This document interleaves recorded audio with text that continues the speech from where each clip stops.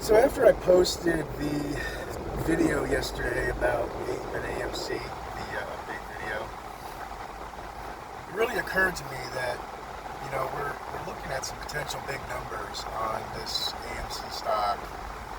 And I started to think, I wonder if if anybody's thinking about the large capital gains that could come from this. And I was taught to expect to succeed. So, assume that you're going to succeed, plan accordingly. And, now that I'm seeing that, hey, look, this the fair value of this stock could be potentially, 20 times or better what it's at now. And if the shoe drops and the shorts cover and all that stuff, the value will be there. And you're going to have a huge capital gain. And what are you going to do about that? I think there'll be a lot of celebrating and everything, of course, and everybody will get paid, but at the same time, they're going to have to fork over quite a bit to Uncle Sam. And, I was starting to think about preparing for that. And so, one of the tax plays that I like now for capital gains is the tax, capital loss harvesting from crypto. So a lot of people own AMC, they own crypto, sort of the fringe investor, if you will. And I had some Polkadot and Ethereum that were both had heavy unrealized losses, but I didn't want to sell them, and I wanted to keep them. But what's nice is that the wash sale rules don't apply to crypto. So, and that means that I can sell the crypto and it generates an immediate capital loss that I can use against capital gains of any kind on my tax return for 2021, or even going forward because they carry forward. And then I can just buy right back in, right? So literally, I went in and placed a sell order, so I sold it all, and I bought it all at the same time.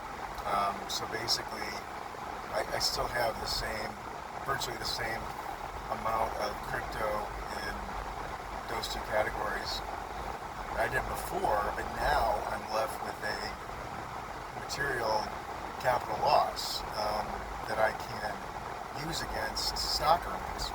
So I don't think a lot of people are aware of that wash sale rule, and maybe people are kind of thinking about, let's keep our fingers crossed that things play out the way that they should with the AMC stock, that they're going to have a huge capital gain, and think about the taxes. It's really easy to not think about that stuff when you're really just kind of laser focused on stock price and things of that nature, the economics behind it. So anyway, I'm starting to plan in advance, assuming that it will happen, something good will happen. And it doesn't hurt me if it doesn't happen. It doesn't hurt me, so there's no point to not do it. And then there's other strategies too you can use for capital gains that if you're getting prepared for it, because you may not be able to generate that much loss from crypto, or maybe you don't even use crypto. But there are plenty of strategies to use to generate capital losses that are all above board and perfectly legal, perfectly in line with the tax code. But it does require a little bit of planning and a little bit of effort, before you might sell your AMC stock. So I would be prepared, and if you have crypto and you have unrealized gains, I don't think it's a bad play to sell it. Just buy it right back, because you may not you want to hold your crypto, because you're in it for the long term. But why not just generate that capital loss?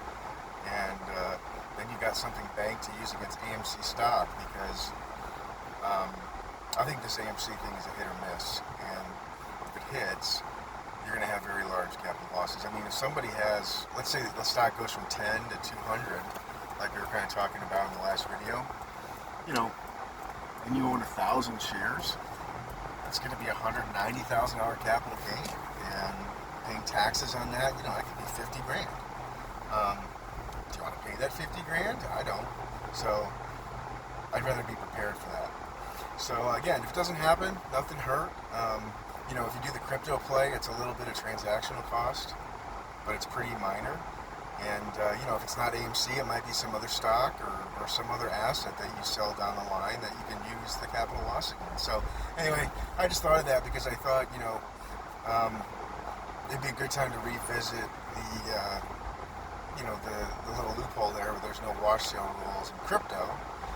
And if you want any more information about wash sales, how that works, if you want more information about other capital gains strategies, I actually have a pamphlet on that. I could, because I'm a CPA by trade, and I have a list of sort of capital gains strategies that you might want to look at.